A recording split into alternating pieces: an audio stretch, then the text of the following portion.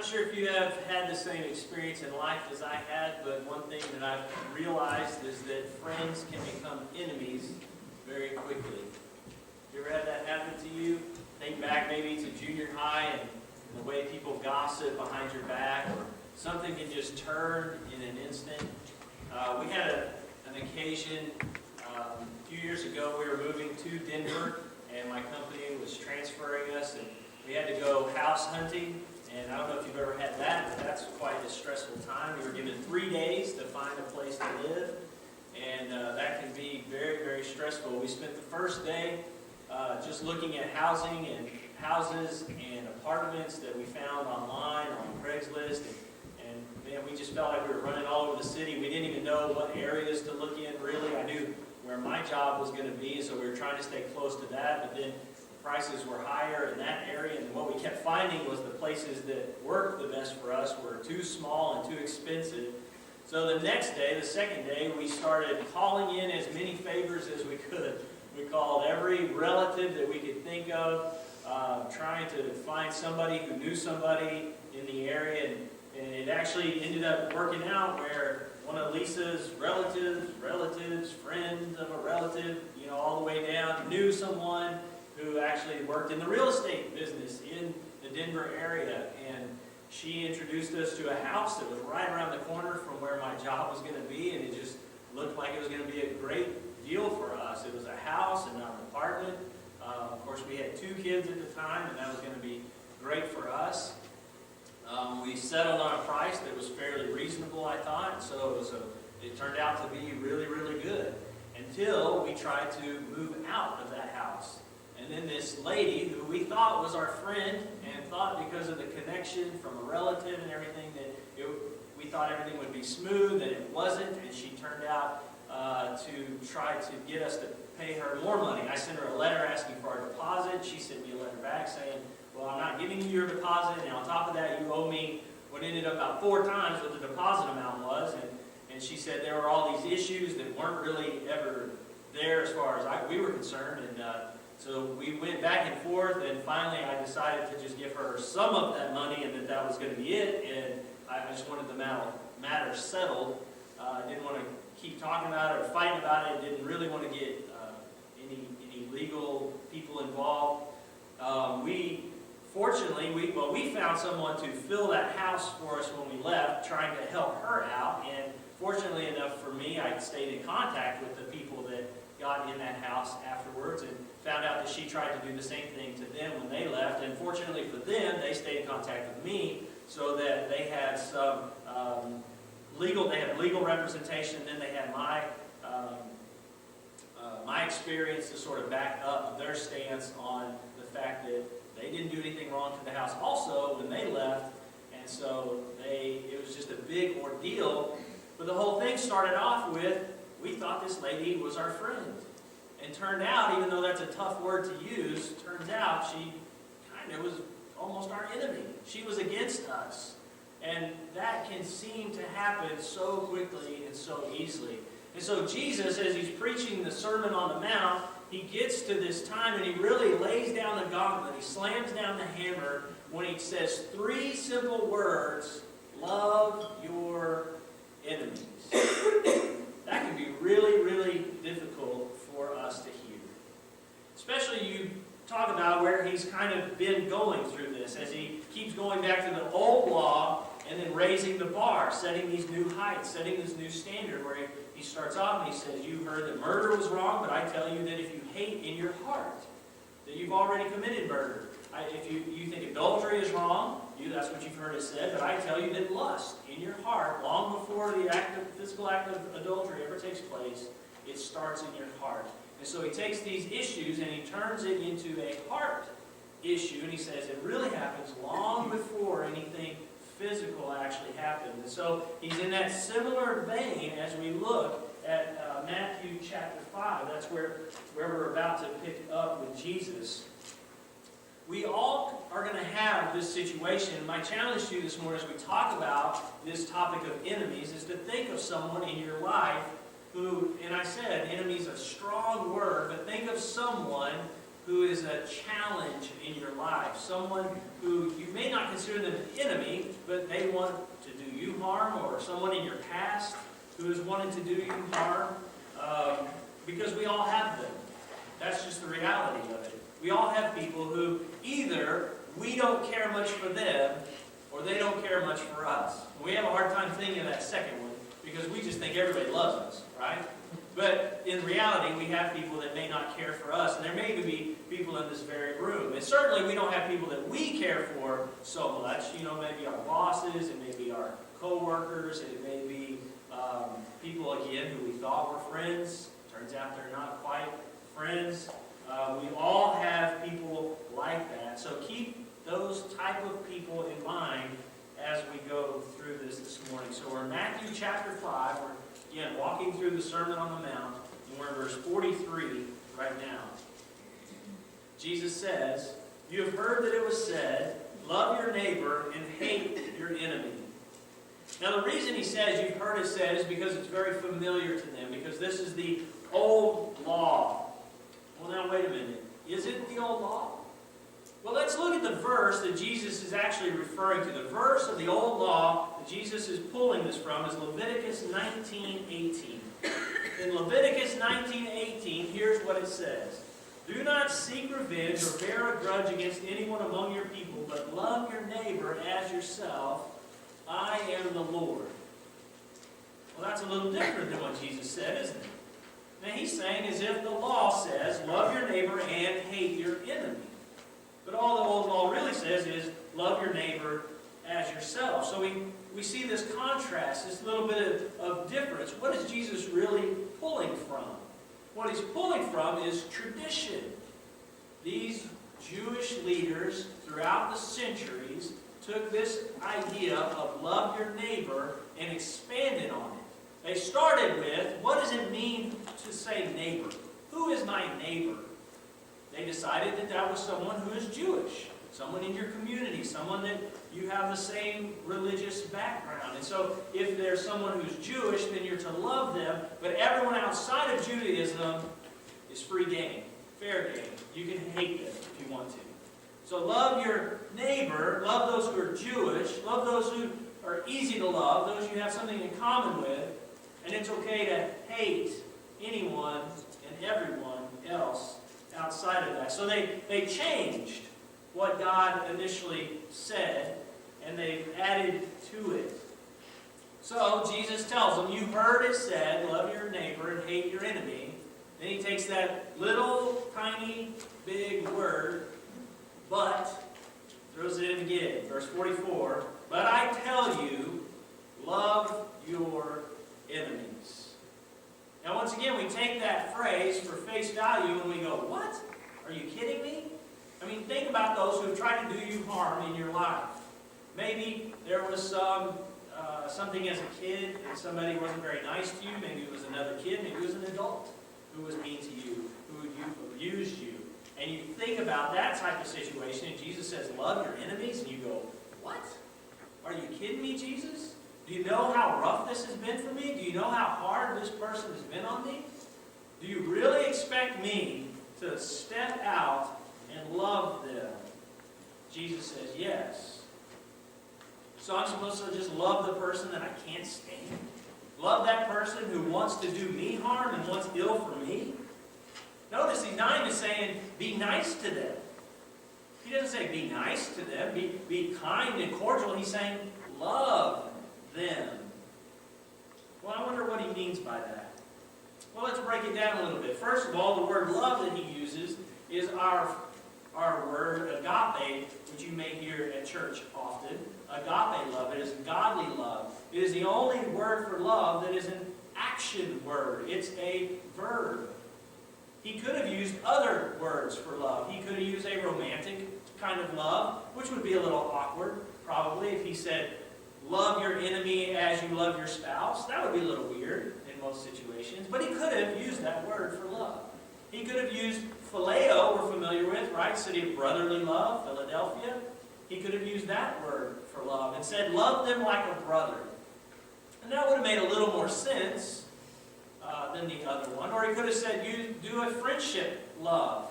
He could have used that word for love, but he didn't use any of those. And the reason why is because those words are all associated with emotions and feelings. But agape is an action word. It means you are to do love to them. In Luke's version, he says, do good to those who want to harm you. Do good. So again, it's an action word. It carries no emotion and no feeling necessarily, more about your actions. So you might stop and think, so am I supposed to act fake? I mean, if this person is mean to me, I can't just like them back. And so am I supposed to just act all goody-goody and put on a smile when I'm around them? And again, he says, I'm not telling you to act a certain way. I'm not telling you to fake anything. I'm telling you to do love to them. Act in a loving way to them. Not a facade, not fake, genuine. Agape love. But we want to push back and we want to say, but that's not really how I feel.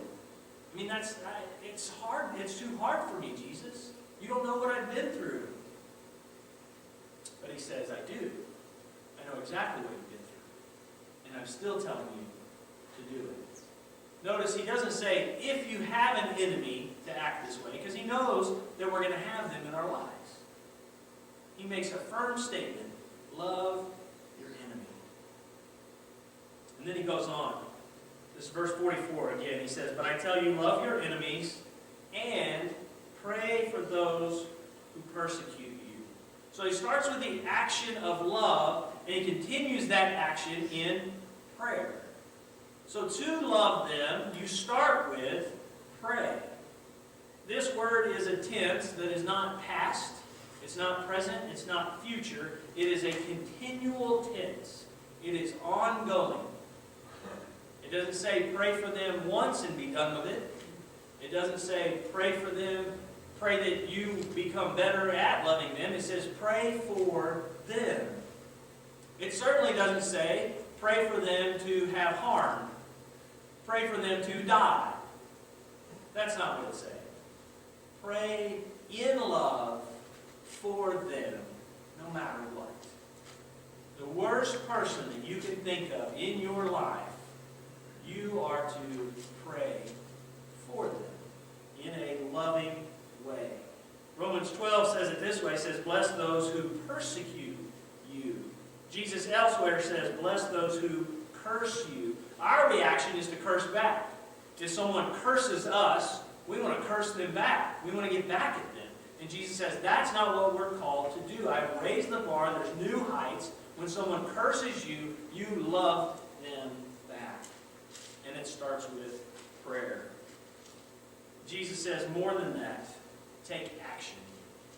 Luke's version again says, do good to those who want to harm you. Those who want ill for you.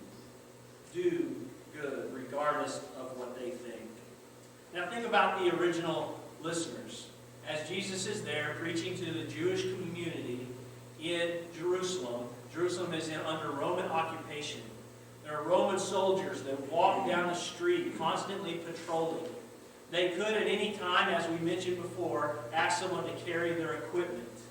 They could also at any moment kill you without any regard for a reason to lie. They could just kill if they wanted to. So talk about somebody to hate. Talk about somebody who could be your enemy, to who you could look at, and you walk down the street, you think ill of that person because of what they stand for, and they hold you under persecution. It would be very easy to consider a Roman soldier in that light. Also, the Romans would tax the Jews up to 90% of their income. And we thought the IRS was bad. Romans are thought of very, very badly in the Jewish world at this time. And Jesus still says, love them. Now, I don't think that there's anyone walking down the street trying to find me and to do me harm. Certainly not to kill me. If you find anyone that's searching for me to do me harm, just make sure they know my name is Gail Webb. Sorry, Gail. Throw you under the bus. But why does Jesus tell us to love when our natural response is to do harm back? Somebody hates us, we want to hate back. Somebody does us ill, we want to at least wish ill for them. That's our natural response, and the world tries to tell us, well, that's how we're wired. That's how God made us, so it must be okay to feel that way. It must be okay to lash out back at people, to curse them back, because that's how He made us. But I think there's more to it than that. Jesus has raised the bar yet again, and I think there's two main reasons why He does so. First, He's looking out for us. He's looking out for you as He raises the bar. He knows that harboring these negative feelings towards other people hurts us in so many ways. Harboring negative feelings hurts us mentally. It occupies our minds, and it destroys our positive thoughts. It hurts us physically. There are people who gain weight because they are so concentrated on how somebody else has hurt them in their life, and they become obese over it. They have health problems. Others have heart issues, stress issues. All these can come from having bad feelings about someone who hurt you. And when you hang on to it, it hurts you.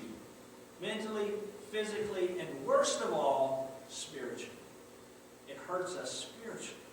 It destroys our relationship with other people, destroys our relationship with Jesus Christ. When we're harboring these negative feelings, we become the prisoner in the situation. Matthew 6:15, if you skip a little further, which we'll get to in this series, Jesus says this, "But if you do not forgive others their sins, your Father will not forgive you your sins." So it definitely hurts us spiritually when we hang on to negative feelings, because He's looking out for us. He wants what's best for us. He wants us to live a happy life, a joy-filled life.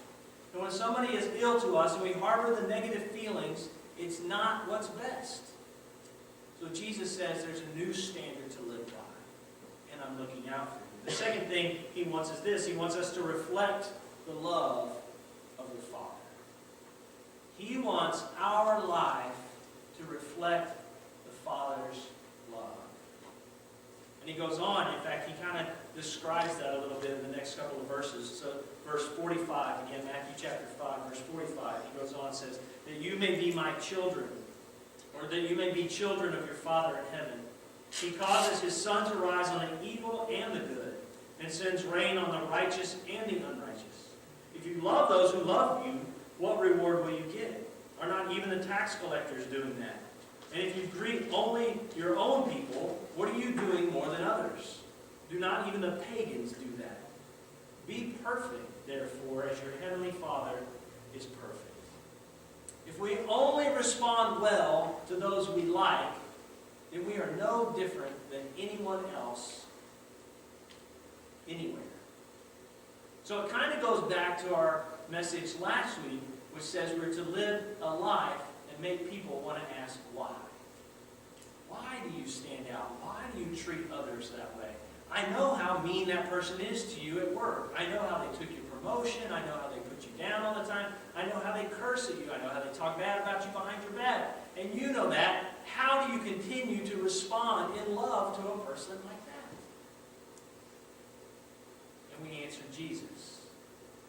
And God says this to us: I want you to experience a love that you can only express if you've experienced something extraordinary from me.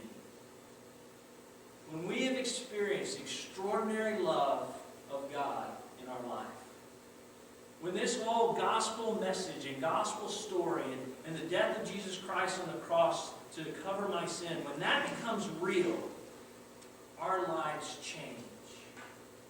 And love is the outcome. And we reflect the love of the Father. Colossians is very similar and supports this message, as it says in Colossians 1, verse 21. "Once you were alienated from God and were enemies in your minds because of your evil behavior. But now He has reconciled you by Christ's physical body through death, to present you holy in His sight, without blemish and free from accusation. See, He gave us His love by giving us love in Jesus Christ.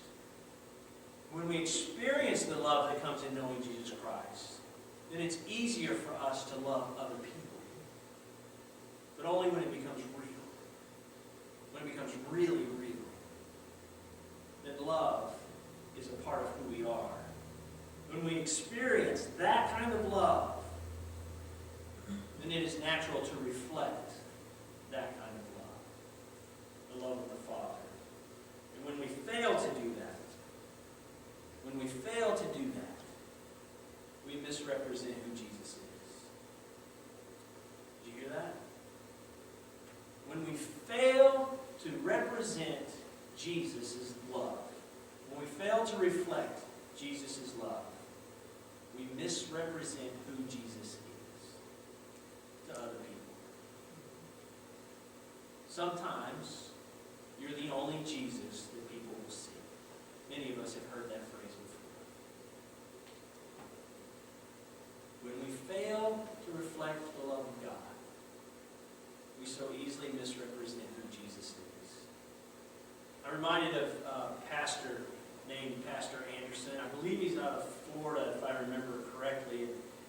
And he has this, he has all of his sermons online, and he has this real focus on a lot of negative issues. He made the news a couple of years ago, several years ago, when Obama was first coming into office.